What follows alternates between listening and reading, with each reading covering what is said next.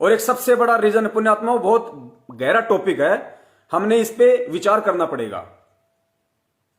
परमात्मा ने जितने भी ये नकली संत हैं, इन सबको दोषी क्यों बताया, इन सबको नरक का भागी क्यों बताया? गुरुदेव ने क्या कहा कि भक्ति मार्ग का एक विधान है, जब तक जब तक चेले पार नहीं होंगे तब तक गुरु पार नहीं हो सकता। जब तक चेले पार नहीं हो जाएंगे, यानी जो भी गुरु है उसके जितने भी चेले हैं, जब तक वो सारे के सारे चेले मोक्ष को प्राप्त नहीं हो जाएंगे, जिस भी लोक तक की वो साधना करा रहा है, मान लीजिए कोई विष्णु लोक तक की साधना करा रहा है, कोई शिवलोक की, कोई ब्रह्मा जी के लोक की, कोई दुर्गा जी के लोक की, और जो गुरु उन लोकों की साधना करवा रहा है और मान लीजिए उनके लाखों शिष्य हैं, तो जब तक उसकी भक्ति से उसके शिष्य उन लोकों में नहीं पहुंच जाएंगे तब तक वो गुरु नरक में डाला जाएगा, वो गुरु पार नहीं हो सकता। जब तक शिष्य पार नहीं होंगे तब तक गुरु पार नहीं हो सकता।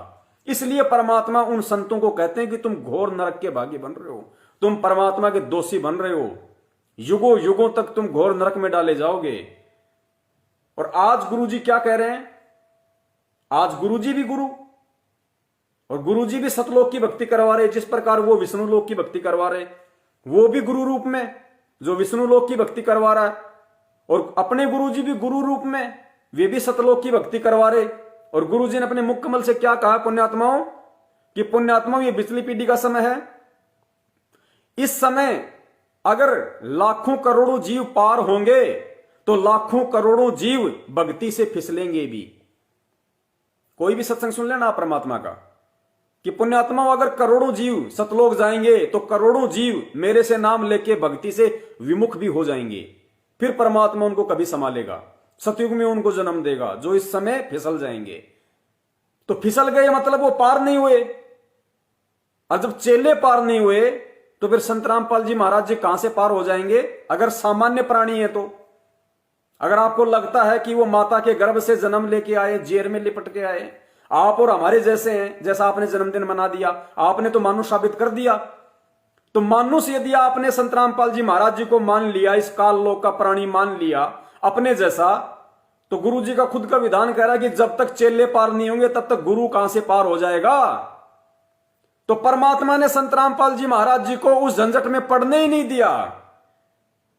तेरा रामपाल अज्ञान किया सतलोक का वासी, उस महान आत्मा रामपाल जी को तो मां के गर्भ से जन्म लेते ही पार कर दिया। अगर वो चेले बना लेते तो पार नहीं हो सकते थे। उसके बाद रामपाल जी के रूप में खुद वो कबीर परमात्मा मौजूद है, और कबीर परमात्मा के ऊपर ये नियम लागू नहीं है, क्योंकि वो इस काल लोक का प्राणी नहीं है।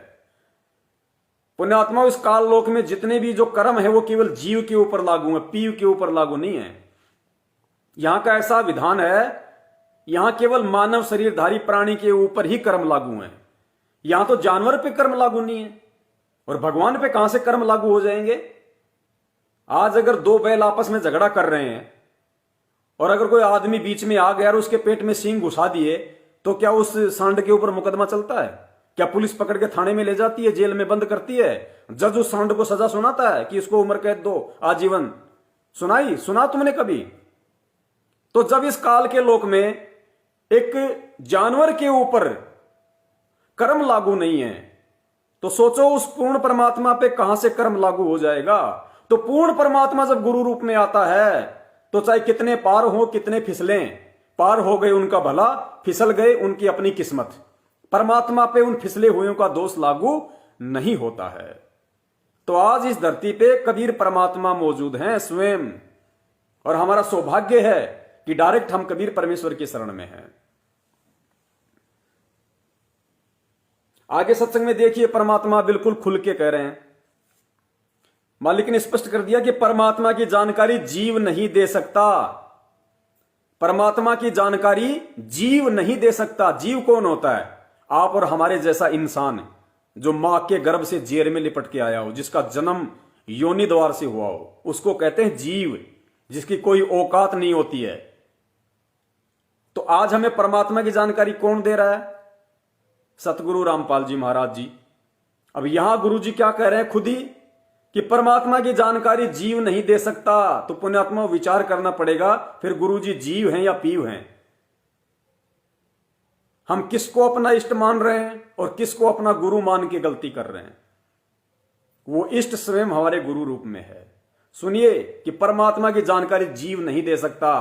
तो भाई हाथ जोड़ के विनती है, इस सतलोक आश्रम मैनेजमेंट हरियाणा और पीले पर्चों के चक्कर में जो गलती कर दी सो कर दी, आगे उस परमात्मा का जन्मदिन मना के जीव मानने की गलती मत करना।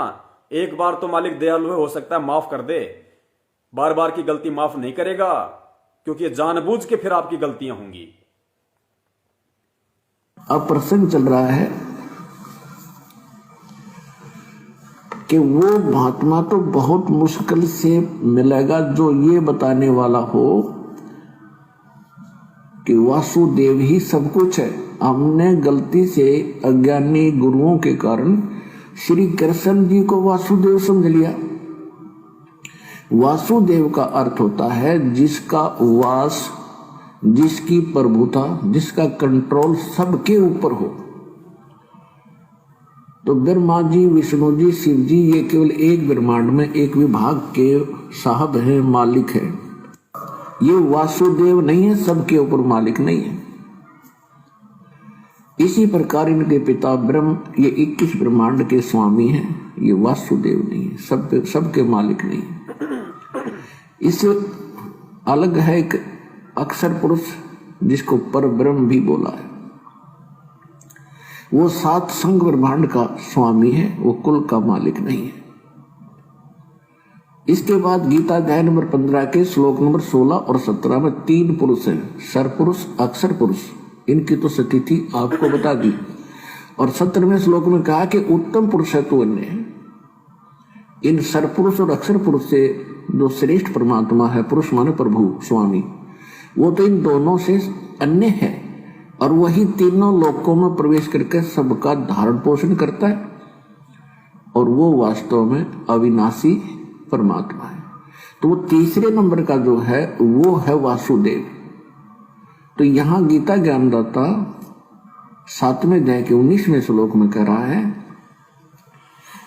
कि उस परम अक्षर ब्रह्म यानी वासुदेव की महिमा बताने वाला और उसी को की भक्ति दृढ़ करवाने वाला, उस वासुदेव की महिमा बताने वाला, उसकी भक्ति दृढ़ करवाने वाला। आगे ध्यान से सुनना। की महिमा बताने वाला और उसी को की भक्ति दृढ़ करवाने वाला ऐसा संत, ऐसा साधु तो बड़ी मुश्किल से प्राप्त होगा अर्जुन। अब वो कौन होगा? तो पुण्यात्माओं, जैसा कि दास बार बार आपको सत्संगों में सुनाता है कि परमात्मा के विषय में जानकारी जीव नहीं बता सकता। जय हो बंदी छोड़ की। स्पष्ट कर दिया परमात्मा ने कि उस वासुदेव की जानकारी बताने वाला तो बड़ा दुर्लभ है। और फिर गुरुजी कह रहे हैं कि पुण्यात्माओं, जैसा कि दास आपको बार बार बताता है कि परमात्मा की जानकारी जीव नहीं दे सकता, तो गुरुजी फिर कौन है? आज परमात्मा की जानकारी हमें कौन दे रहा है? संत रामपाल जी महाराज जी दे रहे हैं। और परमात्मा की जानकारी देने वाला यदि जीव नहीं हो सकता तो संत रामपाल जी महाराज जी कौन है, ये अंडरस्टूड है। और अगर जीव नहीं है तो फिर 70% संगत ने जन्मदिन मना के महाभूल किसकी की? ये पाप आप लोगों ने क्यों अपने सर पे रखा? क्योंकि जन्मदिन जीव का मनाया जाता है, पीव का नहीं। एक बार फिर से सुन लो। दृढ़ करवाने वाला ऐसा संत, ऐसा साधु तो बड़ी मुश्किल से प्राप्त होगा अर्जुन। अब सुनना। तो पुण्यात्माओं, जैसा कि दास बार बार आपको सत्संगों में सुनाता है कि परमात्मा के विषय में जानकारी जीव नहीं बता सकता। परमात्मा की जानकारी परमात्मा ही बता सकता। अब बताओ पुण्यात्माओं, कमी कहां पे रह गई? अब हमारी बुद्धि पे अगर पत्थर पड़े हैं जब तो बात अलग है, नहीं तो गुरुजी ने खुद स्पष्ट कर दिया। क्योंकि आज इस पूरे विश्व को अगर परमात्मा की कोई जानकारी दे रहा है तो संत रामपाल जी महाराज जी हैं। फिर परमात्मा कह रहे हैं कि जैसे दास बार बार आपको सत्संगों में बताता है कि परमात्मा की जानकारी जीव नहीं दे सकता, परमात्मा की जानकारी स्वयं परमात्मा ही देता है। तो भाई फिर गुरुजी कौन है? अब इष्ट और परमात्मा क्या अलग अलग हैं? जब तक हम पतिव्रता धर्म पे नहीं आएंगे पुण्यात्माओं, बात नहीं बनेगी।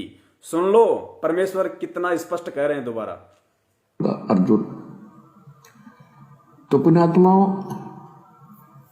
जैसा कि दास बार बार आपको सत्संगों में सुनाता है कि परमात्मा के विषय में जानकारी जीव नहीं बता सकता, परमात्मा की जानकारी परमात्मा ही बता सकता। तो उसकी अपनी जानकारी देने के लिए आपको आपके पिता को स्वयं आना पड़ता है। उसकी जानकारी देने के लिए आपके पिता को स्वयं आना पड़ता है। तो भाई हमारा पिता स्वयं आज धरती पे प्रकट है। हम यही तो कह रहे हैं सत्सेवक कि 8 सितंबर 1951 के दिन वो हमारा परम पिता परमेश्वर, इस आत्मा का असली पति कबीर परमात्मा सतगुरु रामपाल जी महाराज जी के रूप में आ चुका है। आज वो सत्य ज्ञान हमें दे रहा है। एक बार फिर से सुन लो, आत्मा में दृढ़ता आएगी।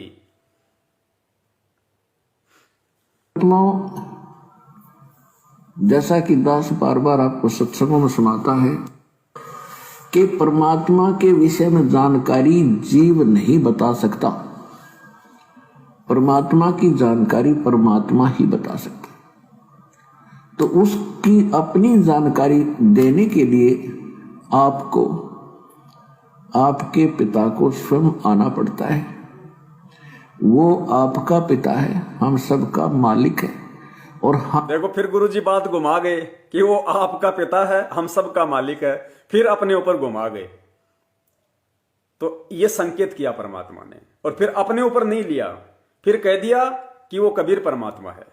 अब इस संकेत को पुण्यात्माओं इस प्रकार हमने समझना पड़ेगा, क्योंकि काल के साथ परमात्मा का वचन था और परमात्मा अपने वास्तविक रूप में क्यों नहीं आते? क्योंकि पुण्यात्माओं, जैसा आज हमारे विकास भगत जी ने बताया कि परमात्मा काल को भी तकलीफ नहीं देना चाहते, काल उसके विधान को भी नहीं तोड़ना चाहते। क्योंकि परमात्मा ने बताया सत्संगों में, यदि कबीर परमात्मा स्वयं अपने वास्तविक रूप में यहां आ जाए तो आप और हम जी तो उनको देख ही नहीं पाएंगे और काल भगवान का कलेजा फट जाएगा, कलेजा उस परमात्मा को देखते ही। तो परमात्मा उस बेटे को भी, उस नालायक बेटे को भी दुख नहीं देना चाहता, तकलीफ नहीं देना चाहता। इसलिए परमात्मा एक हल्का और कोट पहन के आता है। अपने तेज पुंज वाले शरीर को, उस नूरी शरीर को परमात्मा हल्का करके उस तेज पुंज वाले शरीर के ऊपर एक और कोट पहन के आता है। तो भाई धरती पे भगवान है और गुरुदेव ने पहले कह दिया कि चाहे आज मान लो या चाहे फिर कभी मान लेना, बात इसी रास्ते से बनेगी और कोई तरीका नहीं है सतलोक जाने का। अगर सतलोक जाना है तो भाई गुरु को परमात्मा मानना ही पड़ेगा।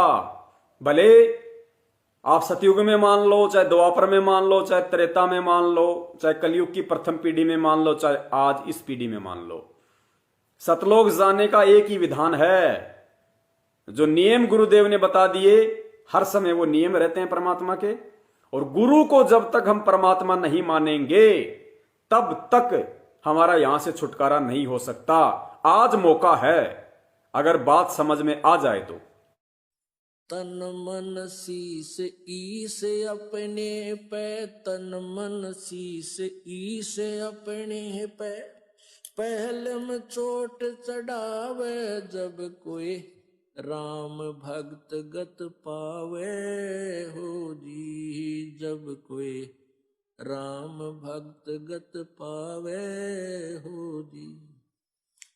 तन मन शीस ईस अपने पे, तन मन शीस ईस अपने पे, पहले में चोट चढ़ावे जब कोई राम भक्त गत पावे हो जी, जब कोई राम भक्त गत पावे हो जी।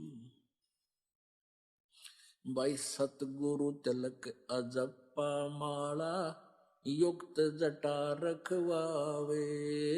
सतगुरु तिलक अजप्पा माला, युक्त जटा रखवावे। जत को पीन सत का चोला भीतर बेख बनावे। जब कोई राम भगत गत पावे हो जी। जब कोई राम भगत गत पावे हो जी। भाई लोक लाज मर्याद जगत की तरण ज्यों तोड़े बगावे। लोक लाज मर्यादा